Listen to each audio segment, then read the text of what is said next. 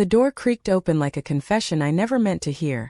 And there she was, Aurora, my stepdaughter, frozen in the threshold of my bedroom, her eyes locking onto mine with the force of a summer storm over the Andalusian hills.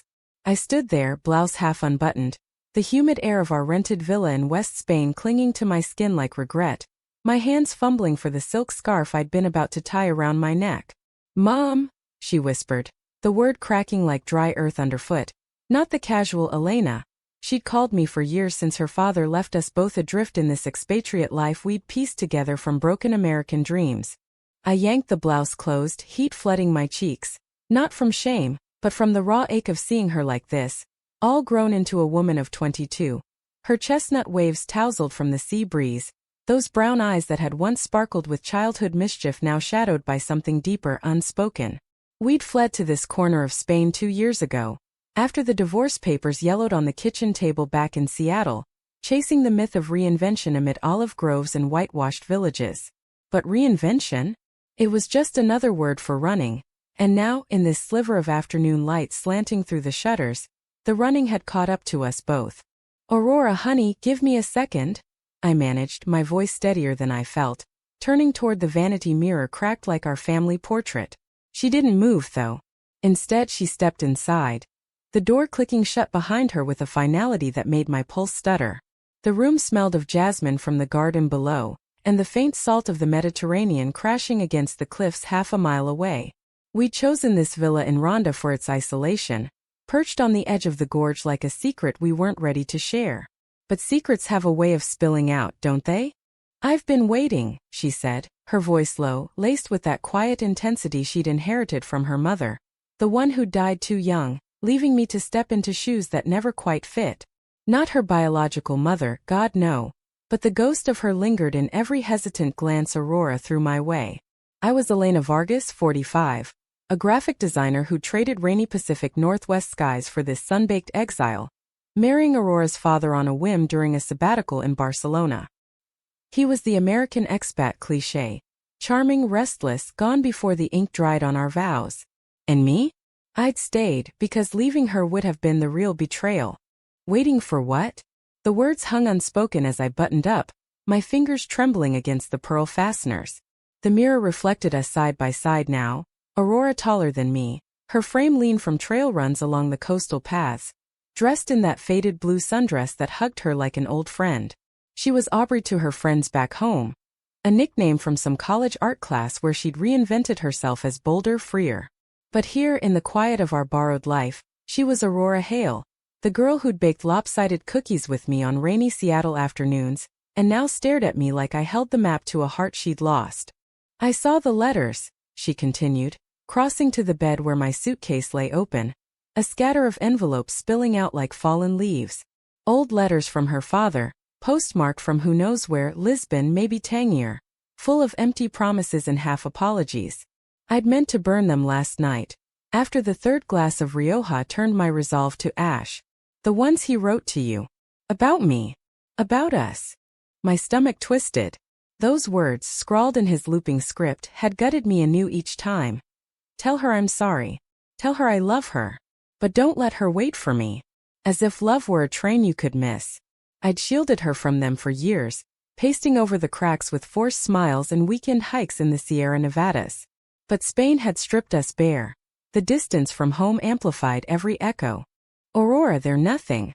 Just ghosts." I reached for her, but she pulled back, not sharply, but enough to carve space between us. Her eyes, those deep pools of brown flecked with gold like the cliffs at sunset, searched mine for lies I'd buried long ago. "Ghosts? Mom, you've been carrying them for me. All this time. Moving here, pretending we're starting over when really you're just holding your breath." She sank onto the edge of the bed, the mattress dipping under her weight, her hands twisting the hem of her dress. The room felt smaller, the air thicker, as if the walls of this old finca were leaning in to listen. I sat beside her, close enough to catch the faint scent of her lavender shampoo, the one we'd splurged on during a market day in Malaga. "I didn't know how to let go," I admitted, the words tumbling out like stones down the gorge outside. "After your dad left, I thought if I could just protect you from the mess, we'd make it. But I see now, honey, I've been protecting myself more." She turned to me then, her face inches from mine, and in that unguarded moment, I saw the woman she'd become. Not the wide-eyed girl who'd clung to me during thunderstorms, but someone fierce, fragile, alive with questions I hadn't dared answer. "And what about you, Elena? Who's protecting you?" The use of my name, not Mom, not even the teasing Ellie from our better days, landed like a slap, gentle but stinging. It reminded me of the chasm that had always existed. I was the intruder in her story, the stepmother who'd arrived with suitcases and stories of her own. A Latina woman from a tight-knit Miami family who traded plantains and salsa for quiet dinners with a grieving teen. We'd bonded over bad rom-coms and shared silences, but beneath it all, there was this undercurrent. A pull I attributed to maternal instinct. Or so I told myself. Outside, the cicadas hummed their endless chorus, a soundtrack to our unraveling. The villa's courtyard fountain trickled faintly through the open window, a reminder of the life we'd curated here. Fresh figs from the tree, evening walks to the plaza where old men played dominoes under string lights. It was supposed to be healing, this transplant to West Spain's rugged beauty, far from the gray drizzle of Seattle and the ghosts of what-ifs. Instead, it had become a pressure cooker for truths we'd ignored. "I don't need protecting," I lied, my hand finding hers despite the distance she'd set. Her skin was warm, callous from sketching in charcoal on rocky outcrops, her fingers curling instinctively around mine. "I've got you." She laughed then, a short bitter sound that echoed off the beamed ceiling. "That's the problem. You've always had me. But what if? What if it's not enough?" Her voice broke on the last word, and she pulled her hand away, standing abruptly to pace the faded Persian rug. The envelopes crunched under her bare feet, forgotten casualties. Enough? The question hung there, heavy as the heat pressing in from the siesta hour. I'd poured everything into her. Nights up worrying over college applications she'd abandoned, mornings brewing café con leche strong enough to wake the dead. But in the quiet hours, when the villa slept and the stars wheeled overhead like indifferent witnesses, I'd felt it. A hollowness that wasn't just widowhood or divorce. It was the ache of loving someone who might never love you back the same way. "Aurora, talk to me. Please." I stood too, closing the gap, my heart pounding against my ribs like it wanted out. This was the moment we'd skirted for years, the one where the stepmother became something more or less depending on how the light fell. She stopped pacing, facing me with arms crossed like a shield. "I walked in here because I heard you crying last night. Again. And I realized, I can't keep pretending this is normal. It's here alone. It's not just family anymore, Elena. Not for me." The world tilted. Not just family. The words she'd never said aloud, the ones I'd glimpsed in stolen glances during dinner, in the way she'd linger when I brushed her hair back from her fevered brow during that flu last winter. I'd chalked it up to displacement, to the isolation of our expat bubble. But now in the harsh light of truth it stared back at me. Desire tangled with devotion, blooming in the soil of our shared wounds. I swallowed hard, the silk scarf forgotten on the vanity. "What are you saying?" She stepped closer, her breath mingling with mine, the air electric as a storm front rolling in from the Atlantic. "I'm saying I see you. All of you. The woman who stayed when everyone else left. The one who makes me feel safe but also alive. Like I could be more than his daughter. More than the girl who lost everything." My throat tightened, tears pricking hot behind my eyes. This was betrayal's cruelest form. Not from her father, but from the lines we'd drawn to survive. Step, mother, daughter. Words that had armored us, now cracking under the weight of what lay beneath. Before I could respond, she closed the distance, her forehead resting against mine in a gesture so tender it shattered me. "I love you, Elena. Not like a daughter. Like this." The confession hung between us, fragile as the first raindrop before the deluge. Outside, thunder rumbled distant over the gorge, promising the storm we'd both been chasing. We didn't move for what felt like hours, though the grandfather clock in the hall chimed only 3 times, marking the lazy arc of the sun toward the horizon. Aurora's breath was steady against my cheek, a rhythm that synced with my own erratic pulse, her hands now loose at her sides as if afraid one wrong twitch might summon the ghosts back. The villa around us seemed to hold its breath too, the creak of settling beams, the distant call of a hoopoe bird from the cork oak groves, all fading into white noise. This was Rhonda, after all. A town carved from cliffs and history, where secrets etched themselves into the stone like the Puente Nuevo spanning the abyss below. We'd come here seeking solace, but solace was a fickle lover, turning sharp-edged in the light of honesty. I shouldn't have said that, she murmured finally, pulling back just enough to search my face, her brown eyes stormy with regret. Strands of her wavy hair caught the golden light, framing cheeks flushed from the confession's heat. At 22, she was a portrait of contrasts. The soft curve of her lips that still hinted at the girl who'd begged for bedtime stories, juxtaposed against the determined set of her jaw, honed by part-time gigs bartending in the plaza and sketching tourists who never saw the depth in her gaze. "No," I whispered, my voice raw as the gorge winds. "Don't take it back. Not now." My hands found her arms, steadying us both, the fabric of her sundress cool under my palms. I was Elena, the interloper who'd married into her life at 38, a decade after her mother's death from that sudden aneurysm that stole her midlife. I'd loved her father once, or thought I did, in the whirlwind way of second chances, over paella and Smoky Tapas bars. But love for him had been a placeholder, a bridge to her. Aurora, with her quiet fire and artist's soul, had become the real anchor. She searched my eyes, vulnerability cracking her armor. "But what does it mean? For us? We're not like other families. Out here in this nowhere Spain it's easy to pretend. Back home they'd whisper. Judge. Home. The word evoked Seattle's relentless rain, the cramped craftsman house where we'd stacked books against loneliness, where I'd taught her to drive on slick streets and she'd inked her first tattoo, a tiny olive branch on her wrist, a nod to the life we dreamed of escaping to. We'd sold it all after the divorce, boarding a flight to Malaga with 2 suitcases and a playlist of Joni Mitchell songs. West Spain was our blank canvas. Rugged trails through the Sierra de las Nieves, markets bursting with saffron and almonds, the freedom of anonymity in a land that didn't know our scars. Yet here we were, painting over the lines again.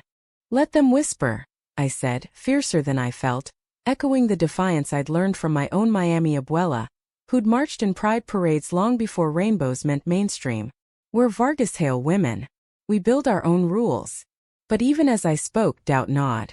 Was this romance or redemption?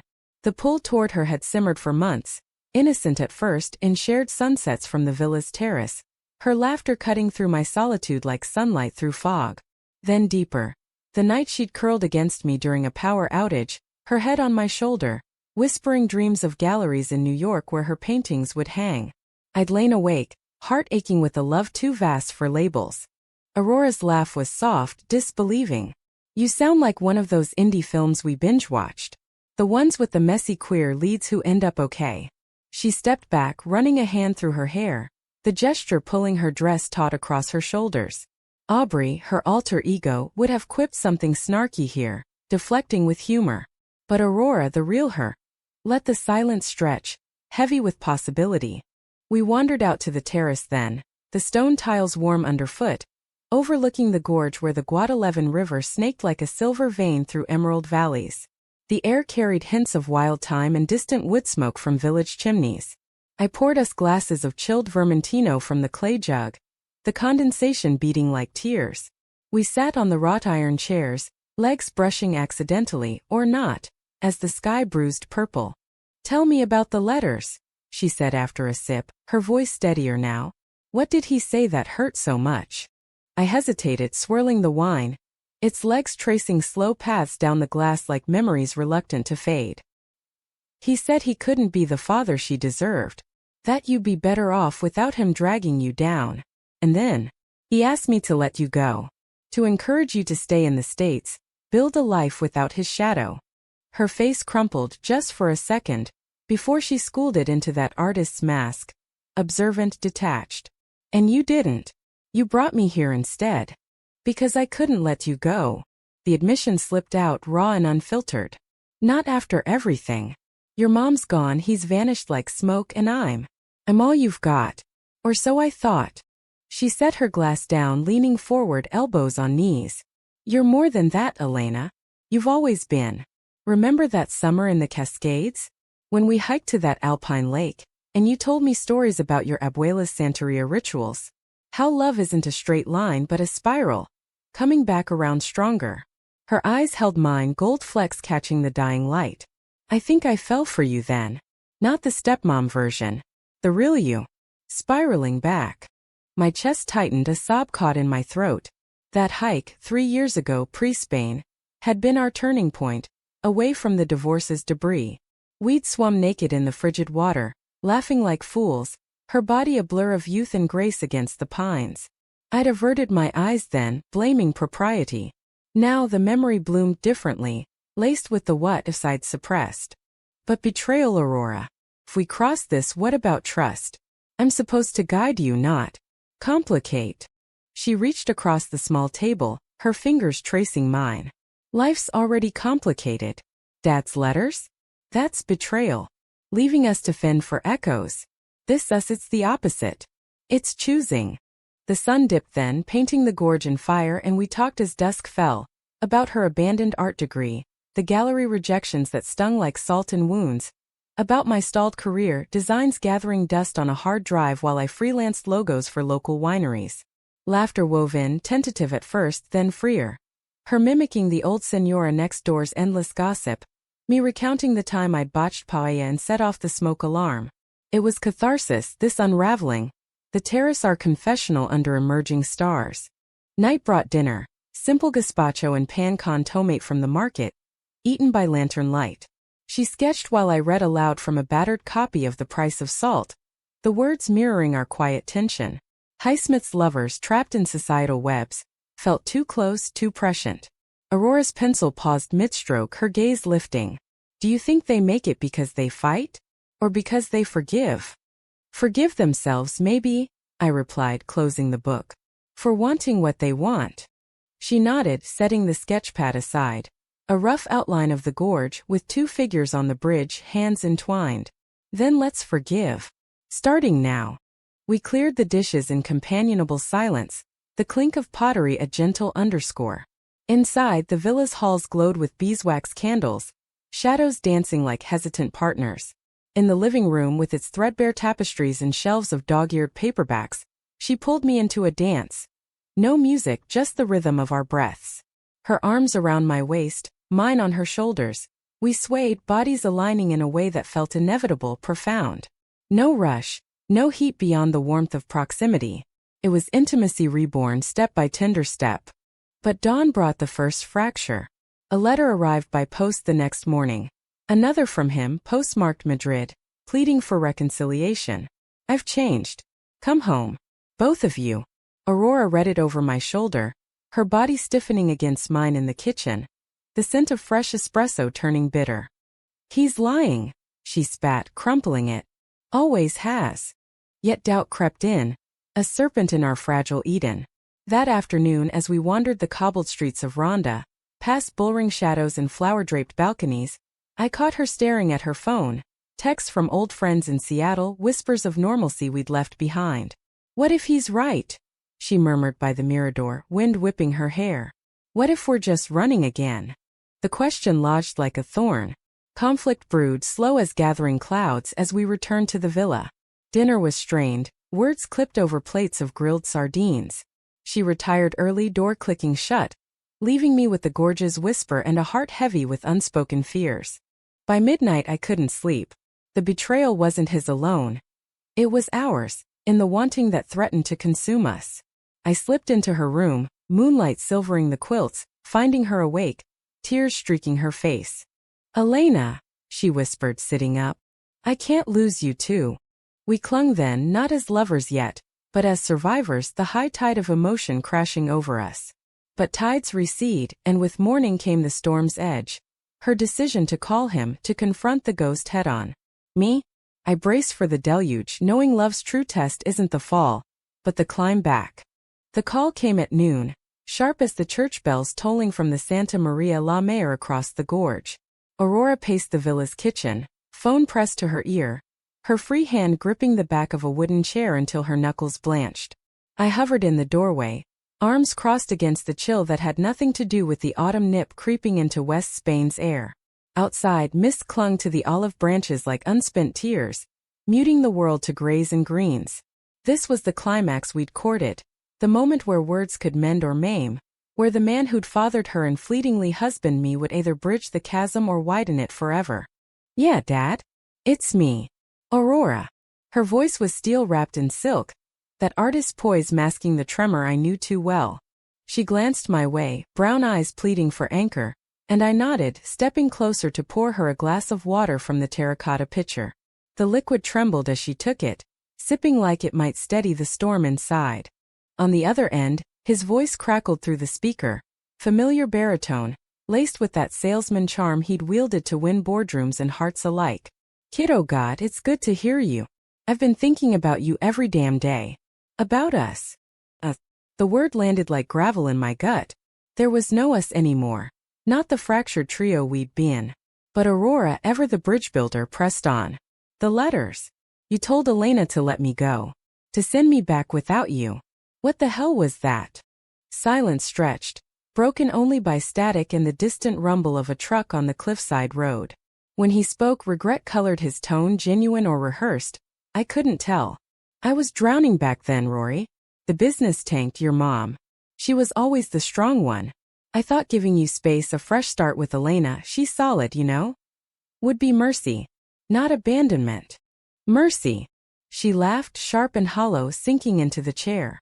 Her sundress pulled around her like spilled ink, chestnut waves falling forward to curtain her face. You vanished, Dad. Left us to pick up your pieces. Elena sold everything, our house, her studio, to keep me afloat. And now you waltz back with I've changed? I watched her, this woman who'd bloomed under my uneven care. From the sullen teen slamming doors in Seattle to the fierce creator capturing Rhonda's light in strokes of ochre and azure. Aubrey emerged in flashes during her rants, that bold pseudonym fueling her fire. But here, raw and exposed, she was all Aurora, vulnerable, valiant. He backpedaled, voice pitching higher. I know I screwed up. Royally. That's why I'm in Madrid, starting over with a consultancy. Stable gig. Come see me. Bring Elena. We can be a family again. The offer dangled, seductive as forbidden fruit. Family. The word we'd chased across oceans, only to find it shape-shifting in the Spanish sun. Aurora's eyes met mine, gold flecks dimmed by turmoil, and in that gaze I saw the betrayal anew. Not just his but the risk of ours. If she went, chasing paternal phantoms, what of the spiral we'd begun? The love that defied labels, rooted in forgiveness and fire? She muted the phone, hand over the mic. He sounds. Sorry. What do I do, Elena? My heart fractured at the plea. I knelt beside her, hand on her knee, the gesture maternal yet laced with more. A quiet claim on the life we'd forged. You tell him your truth. Whatever it costs. We're stronger for it. Unmuting, she straightened. Dad, I appreciate the olive branch. Really. But family's not a pit stop. It's the road. And mine's here now with Elena. We've built something real. You hurt us, but we're healing. On our terms. His response was a jumble. Apologies tumbling over excuses. Promises of visits, therapy, anything to salvage. But Aurora held firm, her voice softening to sorrow. I love you. Always will. But I can't wait anymore. Goodbye, Dad. She hung up, the click echoing like a door slamming on yesterday. Tears came then, hot and unbidden, and she folded into me, sobs racking her frame against my chest. I held her on the tiled floor, rocking gently, murmuring nonsense in Spanglish. Mi amor, está bien, we've got this. The kitchen clock ticked onward, indifferent to our quake, while outside the mist lifted, revealing the gorge in crisp relief. Hours blurred into evening. We walked the trails then, hand in hand, the path winding through cork oaks where wild goats grazed unperturbed. The air hummed with post-rain freshness, earthworms scenting the soil, and as we crested a ridge overlooking the valley, Aurora stopped, turning to me with eyes cleared of storm clouds. That was the hardest thing I've ever done, she said, squeezing my hand. Her fingers intertwined with mine, calluses from charcoal brushes rough against my smoother skin. At 45, I felt every line etched by sun and sorrow. Crow's feet from squinting at designs, laugh lines deepened by her joy. But in her gaze I was whole. You were brave, I replied, brushing away from her forehead. Braver than me. She shook her head, stepping closer until our foreheads touched again. Echoes of that first confession. We both were. Together. The kiss that followed was tentative, A brush of lips like testing tide pools, soft, exploratory, tasting of salt and vermentino from lunch. No urgency, just the profound seal of choice. Lovers at last in the full light of day. Days folded into weeks, a rhythm of rediscovery. Mornings sketching on the terrace, her head in my lap as I read poetry. Federico Garcia Lorca's gypsy ballads, their passion mirroring our quiet blaze. Afternoons hiking to hidden coves, where we'd swim in the chill Mediterranean. Emerging laughing, water-sheened and alive. Evenings cooking, her chopping garlic with theatrical flair. Me stirring saffron rice while stealing glances that lingered longer now. Conflict lingered too in subtle fissures. A package arrived from Seattle. Her old sketchbooks, forwarded by a friend, filled with drawings of us. Pre-confession, innocent portraits that now read like foreshadowing. Flipping through, she paused at one. Me by the villa window, light haloing my auburn hair, captioned home. I knew even then, she whispered, tracing the lines. But doubt shadowed her joy. Nightmares of abandonment woke her sweating, clinging to me in the dark. My own wounds surfaced in quieter ways. The freelance drought worsening. Emails from stateside clients laced with condescension. Miss the American touch, Elena? Isolation gnawed, amplified by Rhonda's insularity, where expats clustered like olives in a jar. One night, over glasses of manzanilla sherry, it spilled. What if this is just another escape? What if we fade here like forgotten expats? Aurora set her glass down, fierce. Then we fight. Like Lorca's lovers, defiant, even in chains. She pulled me to the bedroom, not for passion's fire, but for vulnerability's hearth. Stripping to vulnerabilities, sharing stories under quilts stitched by local artisanas. I confessed my fear of inadequacy. The stepmother who'd never birthed, only borrowed love. She bared her terror of inheritance. His restlessness, a gene she feared blooming wild. In those confessions, betrayal transmuted to bomb. His letters. We burned them in the courtyard fire pit. Ashes scattering on winds that carried them to the gorge, a ritual of release. Friends back home, hers from art collectives, mine from design co-ops, offered tentative support via video calls, their faces pixelated but kind. Love who lights you up, chicas. The climax crested unexpectedly. A month later, during the village's autumn feria. Lanterns strung across the plaza like fireflies, accordions wailing flamenco rhythms that pulsed through cobblestones. We'd danced before as family, but tonight as partners, her hand in mine swaying to Zamba beats, skirts swirling in unison. Whispers rippled from shadowed corners. The Americanas closer than kin. A drunk expat leered, slurring judgments. Unnatural that. And for a heartbeat old fears flared. Aurora stiffened, but I pulled her tighter, spinning us away. Let them talk. I murmured into her ear, breath warm against her lobe. We're the story now. She smiled then, radiant, and we danced till dawn, feet sore and hearts full. Back at the villa, collapsing onto the bed in exhausted tangle, she traced my collarbone. This is humanistic, isn't it? Messy real. Not fairy tale, but earned. Earned. The word encapsulated our arc. From hook of intrusion to this quiet harbor. No grand tragedy, but a happy laced with hard-won truth. Love as spiral, betrayal as teacher, healing in the choosing. Winter softened into spring, the gorge greening anew. Aurora's paintings sold at a local co-op, gorges alive with hidden embraces, earning her a Madrid showcase invite. I relaunched my portfolio, infusing designs with Spanish motifs and personal fire, landing a stateside contract that bridged our worlds without demanding return.